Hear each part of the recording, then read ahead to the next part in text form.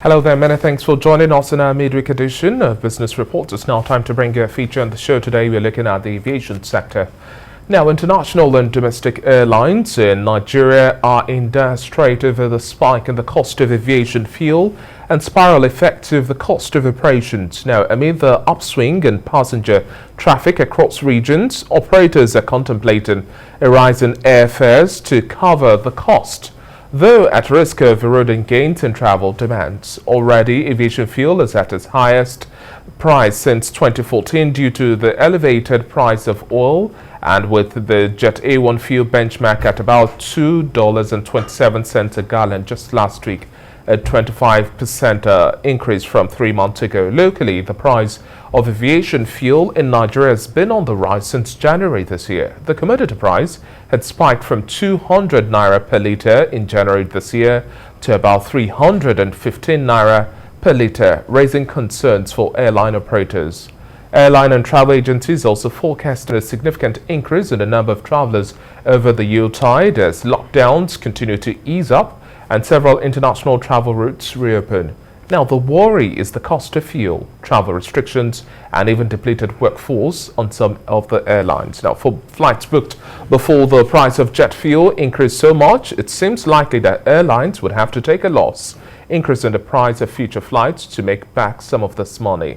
And also, the winter rush is also bittersweet as airlines must contend with higher flight and employment costs, betting on the stability of the international COVID-19 situation when lockdowns are minimal and travel routes remain open. Joining me now to discuss this and much more, I have Tayo Ujuri, Managing Partner at Glow Aviation Support Services Limited. Good to have you on the Breakfast Show this morning. Good morning. It's a pleasure to be here.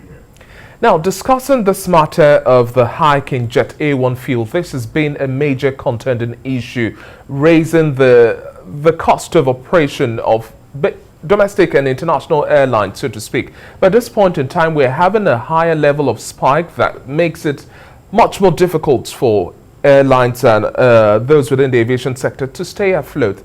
How much of a problem do you see this for us to have a change in this narrative, and what sort of intervention do you expect from government at this point in time? This has always been an issue, and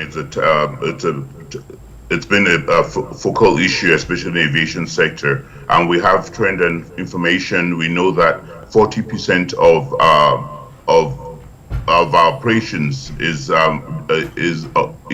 determined on fuel, and that fuel prices actually varies, and it actually takes a chunk of the airline's revenue. So what has been done over the years, you've seen airlines hedge those price of fuel with the fuel marketers. You've seen some airlines go to the extent of actually investing in refineries like Delta. But what we've now seen with when it went down due to COVID is that there wasn't a lot of operation, so that the price went down. But now with the recycling and the opening of our travel, we're seeing a lot of prices going up, energy prices going up globally. Now, bringing that to Nigeria, we've seen the prices move from about 315 is actually a low base price. We're actually seeing prices rotating between 350, 375, and by Christmas, which is the number of passengers are going to increase, will actually hit the 400 naira mark. So that's a challenge. What's the problem? What's the solution to this challenge? The solution to this challenge, in my opinion, is actually being able to have a refinery within the system that is able to provide Jet A1 for the air service, air transport operators, because we operate our Jet A1 and it's a function of dollars. We're tied to the dollar. As we all know, the dollar is actually increased, and actually sourcing of that dollar is not available for aviation. We don't have the oil marketers, Jet A1 marketers don't have preferential rates for the purchase of that, so we're actually open to the whims and caprices of the forex markets. Are you one of those who is optimistic about the change the Dangote refinery might bring into the market? Yes, I am, but how soon is soon for us? We don't want to die before we've been resuscitated in the aviation sector. Now, let's also look at the price band which you've made mention of. Now, you made mention of the fact that the reality, even as we speak right now, is that it's inching closer to the 400 naira benchmark thereabout. By Christmas, we will likely see that play out. But you look at oil producing countries. Take, for example, the pricing we have in Nigeria versus the United Arab Emirates. These narratives are far apart in terms of the reality playing out. How do you think we can bring down this cost? Would you also call for subsidy within this realm? I don't think subsidy is the way forward. Subsidy will not solve the issues. For us to have the infrastructure that's producing the products, the produce that is needed for us to drive the micro and macro economics, because subsidy will not generate jobs. Subsidy will not actually be able to service that value chain, because you find out if there's a refinery producing jet A1, would actually have lots of jobs, will have the value chain, will have supply chain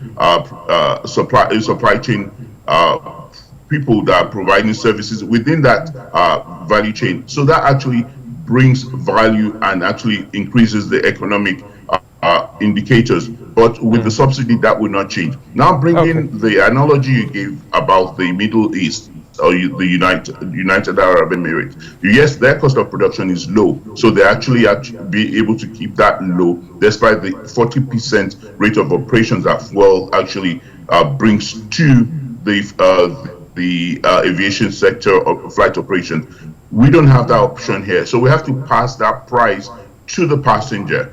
Now that's going to deplete the number of passengers that are able to afford the flight ticket or are able to fly across Nigeria. Now, especially now that we're seeing lots of secondary airports and lots of secondary routes being opened within Nigeria. And that's actually going to affect the economy, because aviation is a driver for the economy, as it were. Let's also look at the reality as well. Customers are lamenting about the rising cost of tickets, and this is just the beginning. Now, we're also seeing a shift as well. We're looking at airlines now taking on smaller aircrafts in their purchases. And some don't necessarily understand what's the psyche behind going for smaller aircraft. You hear of customers complaining about not enough of leg room in some of the aircraft and a whole lot more. But these are some of the cost-cutting measures airlines have to adopt today to ensure that they stay afloat. You can't have bigger size aircraft and have it half-filled and still fly and use up the same amount of fuel. It makes no sense, right? So how do we make this a much comfortable narrative for the average traveler today? Well, the reality is they'll become aware. What is going to drive, it will be service, on-time departure over the size of the size that the space that they need, or the legroom that they crave for within the aircraft. Because most of the aircraft, most of those top routes are actually within 55 minutes to 1 hour. So it's actually what we call business routes. So the jets that are being used now, from the CRJ 900 to the Embraers, are actually good revenue driving, or the ATRs are very good revenue drivers as equipment, because they are very fuel efficient. They're actually very good for the services they are using. So it's for the customer to know that, yes, you're living where you need to go and getting on-time departures, which will be the trade-off for the space. And then for new entrants, what's your word to them also staying afloat within this trying time? The reality is being able to see the market, being dynamic, being realistic. The price of fuel is actually Jet A1 is going to go up. That's the reality. So it's being able to cut other prices, like in-flight catering. In my opinion, is not necessary at this time. So and once the cost will reduce, the cost of operations there, as well as the load. The more load, you're able to keep your fuel burnout lower if you're not carrying too much load. So it's been able to be efficient, operationally efficient, which actually make domestic airlines very